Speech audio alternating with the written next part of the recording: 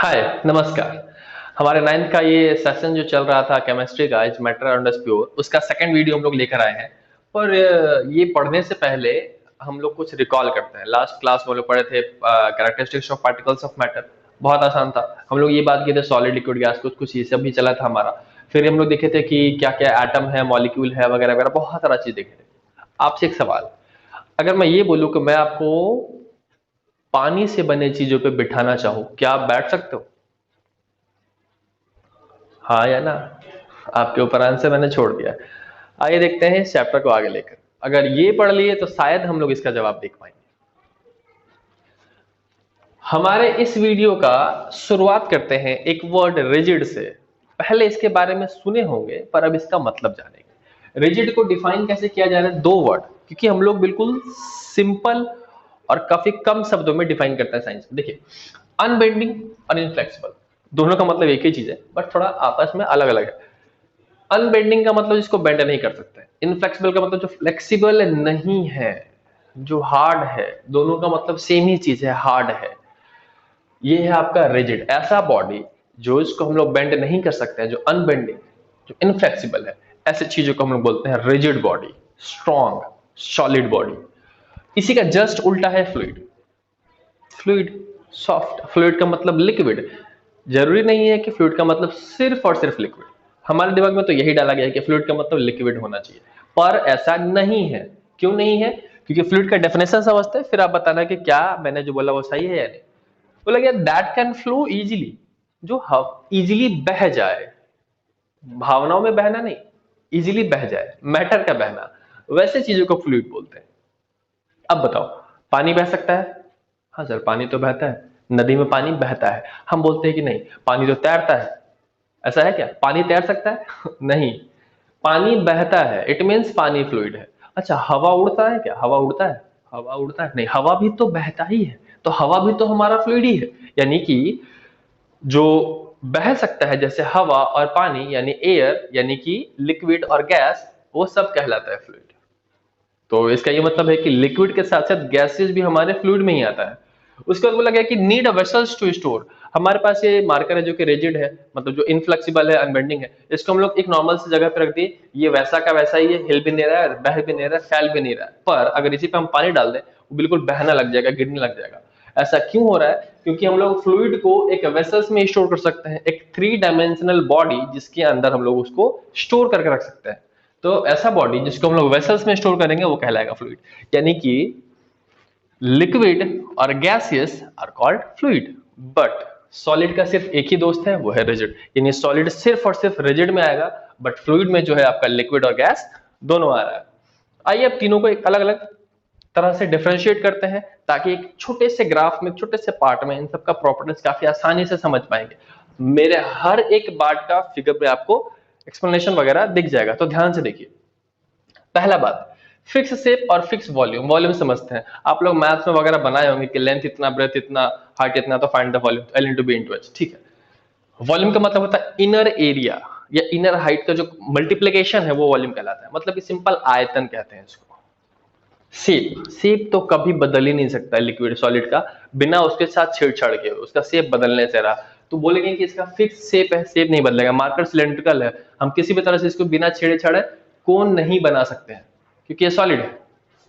But liquid में आते हैं, पहले तो फिक्स वॉल्यूम है। हाँ, वॉल्यूम फिक्स होगा। क्यों वॉल्यूम होगा? अगर हमारे पास 1 लीटर पानी है तो 1 ही लीटर रहेगा, 2 लीटर नहीं हो जाएगा, या 1.5 लीटर नहीं हो जाएगा। बट अगर बात करें शेप का, तो उसको हम लोग बदल सकते हैं। अगर सिलेंड्रिकल वेसल है तो सिलेंड्रिकल शेप, कोनिकल वेसल है तो कोनिकल शेप, स्फेरिकल वेसल तो स्फेरिकल शेप। पानी का कोई मोल नहीं है, पानी का कोई रूप नहीं है, वो जिस रूप में आप डालें वैसा ही वो गेन कर लेता है। हम लोग को पानी की तरह होना चाहिए। गैस का तो भैया ना शेप फिक्स है ना वॉल्यूम फिक्स है, ये तो कहीं का नहीं है। इसका शेप भी जाहिर सी बात है आप बदल सकते हैं। अगर आप एक लंबा वाला बलून में भरो, लंबा जैसा बन जाएगा। बॉल स्फेरिकल बलून में भरो, स्फेरिकल हो जाएगा। हार्ट शेप में भर दो, हार्ट शेप हो जाएगा। तो इसका कोई शेप नहीं है। पर वॉल्यूम में क्या लिख रहा है? इसका फिक्स वॉल्यूम भी नहीं है।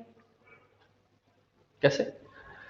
इसका वॉल्यूम, अगर आप हल्का सा बलून को बॉईल कर दो हवा भरने के बाद, सॉरी, हवा को गर्म कर दो, वो फैल जाएगा, एक्सपैंड कर जाएगा, वॉल्यूम बढ़ा लेगा अपना।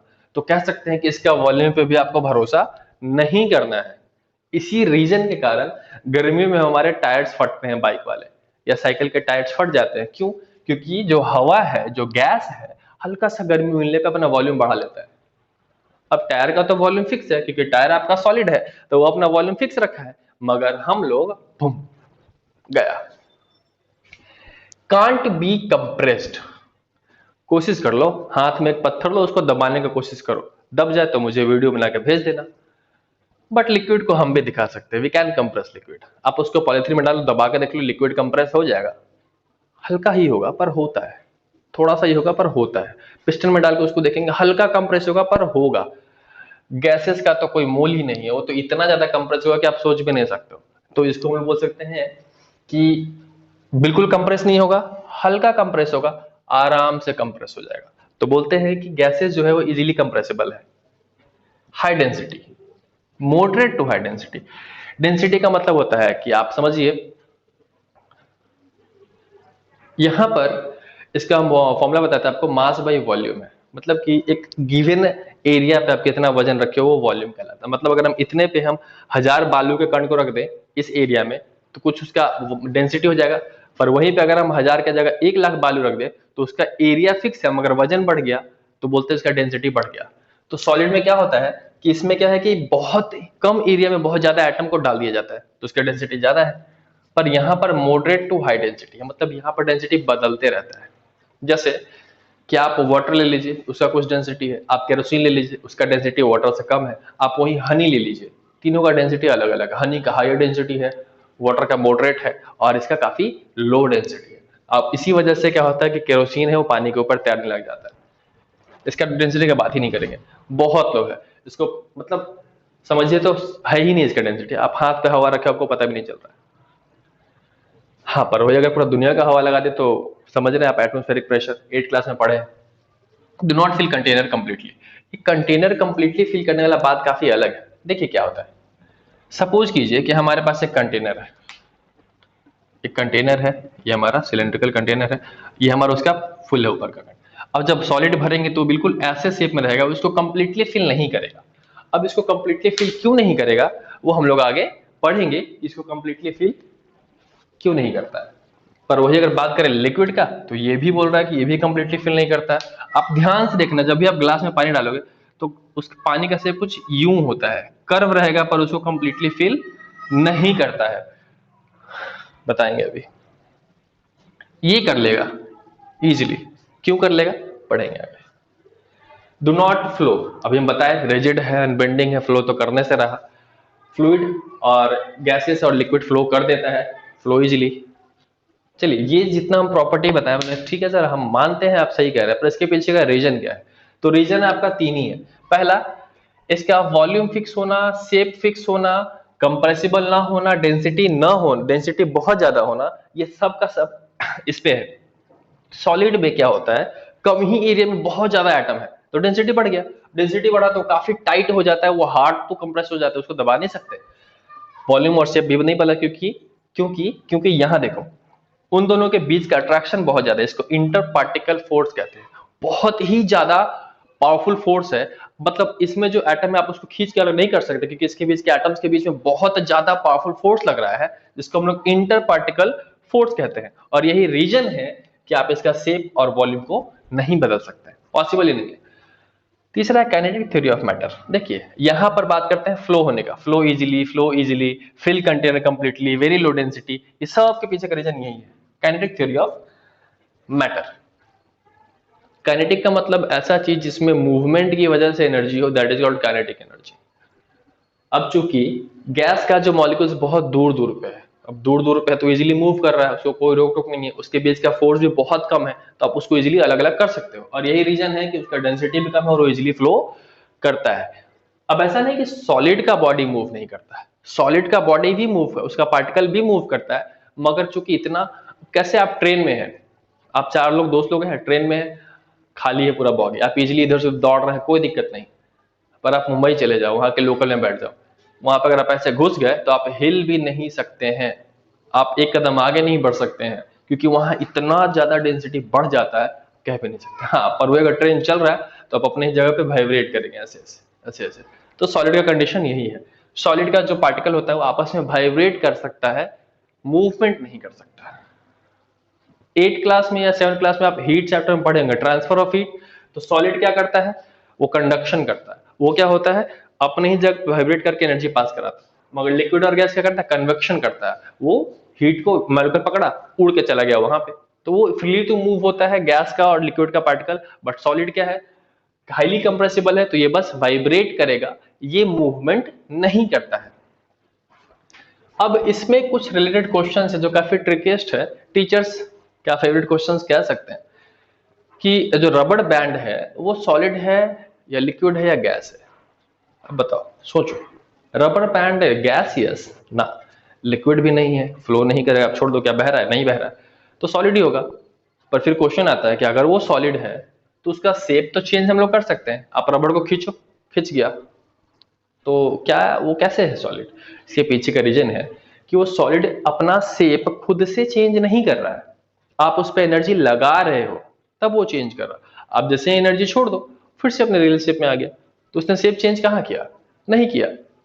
तो बोलेंगे कि इसका फिक्स शेप इसलिए नहीं है क्योंकि हम एनर्जी लगाते हैं, है वो सॉलिड ही, सारा रूल वो सॉलिड का ही फॉलो करता है। दूसरा है शुगर का। अब जैसे कि हमारे घर में जो डब्बा है वो सिलेंड्रिकल है, तो उसमें शुगर डाले वो सिलेंड्रिकल हो गया। हमारे घर से कोई चीनी या नमक चुरा के ले गया, वो उसके पास सिलेंड्रिकल नहीं, उसके पास कोनिकल डब्बा है, उसमें रखा वो कोनिकल हो गया, वो कंफ्यूज है क्योंकि वो मेरा ही स्टूडेंट है।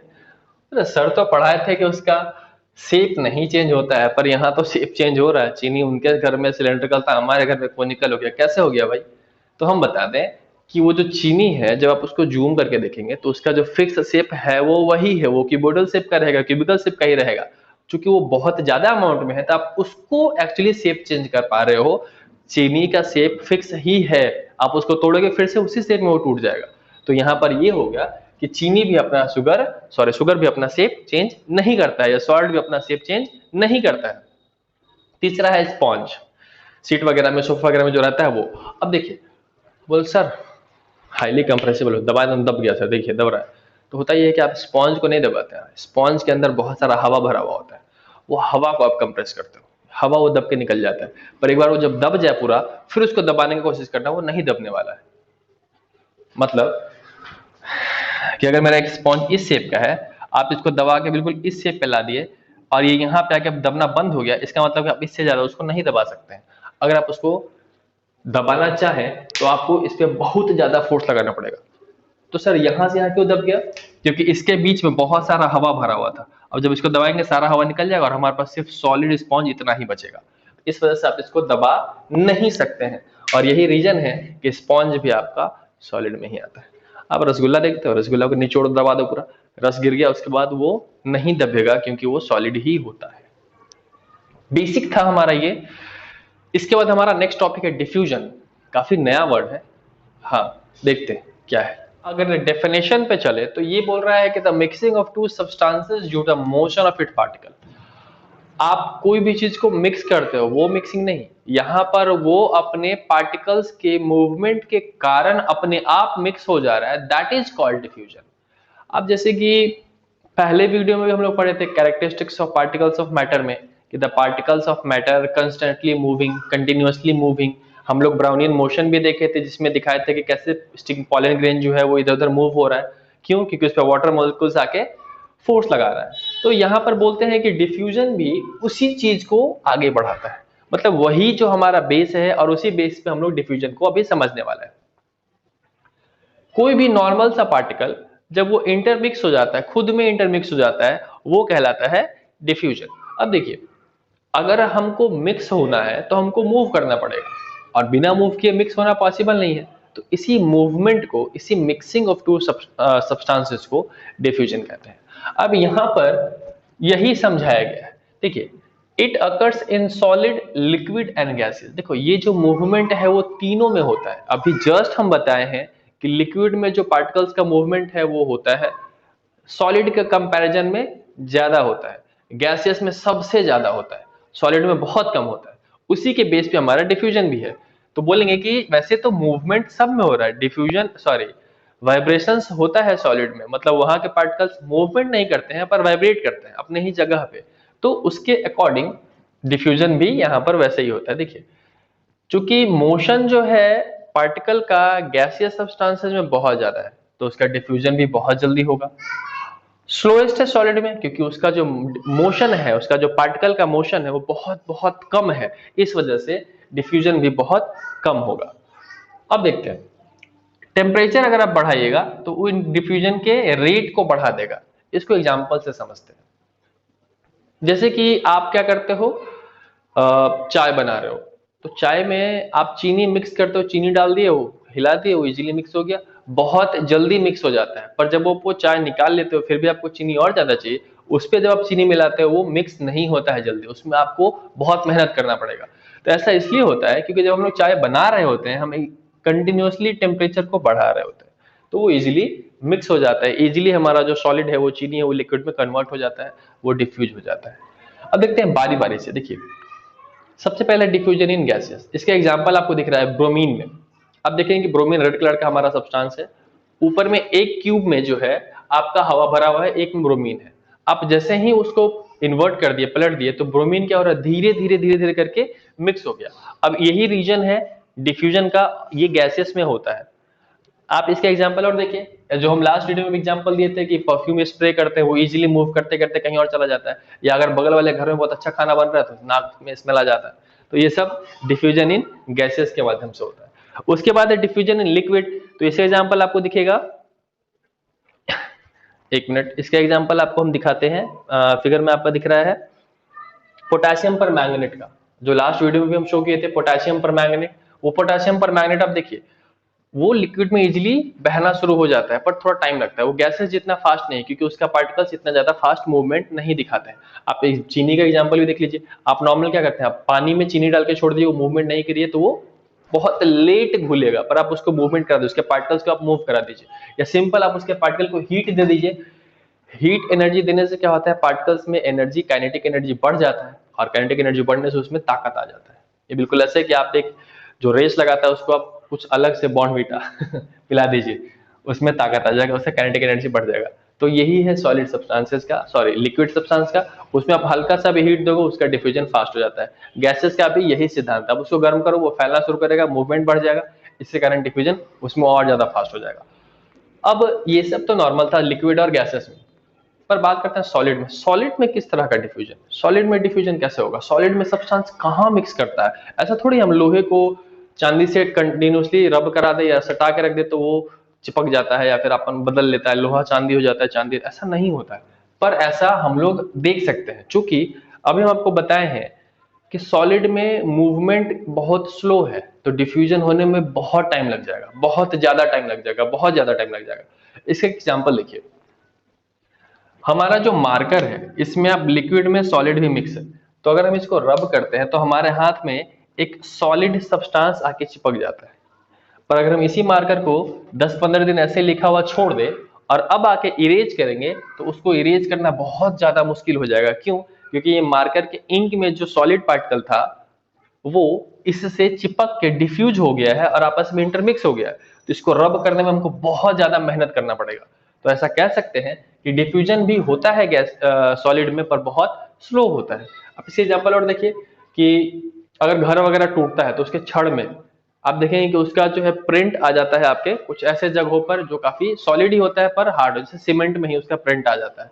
ये इसलिए हो रहा है क्योंकि सॉलिड में भी डिफ्यूजन होता है। मे बी डिफ्यूजन आपको थोड़ा कॉम्प्लिकेटेड लगे, पर जैसे जैसे आगे हम लोग चैप्टर को बढ़ाएंगे आपको डिफ्यूजन समझ में और अच्छे से आ जाएगा। इसी से रिलेटेड आपका बायोलॉजी में ऑस्मोसिस भी पढ़ना है। ऑस्मोसिस क्या होता है, हम लोग जब बायो डील करेंगे तो वहां भी इसको देखेंगे। पर अभी हम लोग को बस इतना ही समझना था, और इस वीडियो को हम लोग यहीं ओवर करते हैं। उम्मीद है कि आपको ये दो टॉपिक जो काफी मेन था समझ में आया होगा। मिलते हैं अगले वीडियो में, टेक केयर, बाय।